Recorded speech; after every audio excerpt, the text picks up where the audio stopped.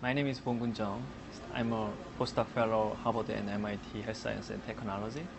So my expertise in this lab, I can just generate novel microfluidic device to study cellular behavior.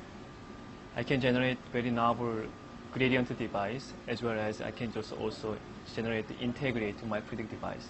This device can precisely manipulate the cell-cell interaction and cell ECM interaction, as well as the cell solar factor contact. So using this system, I can study to understand the basic cell biology, as well as apply the developmental biology, as well as some stem cell bioengineering.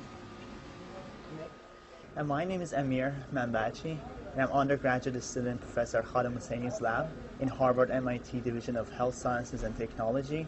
And I've been working on microfluidic devices, and we've been trying to, as a proof of principle, showing that microfluidic devices are great potential devices for culturing cells and do different studies such as toxicity studies.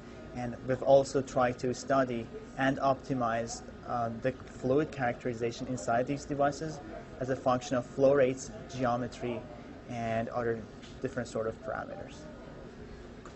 Right now, we're starting from the microfabrication room.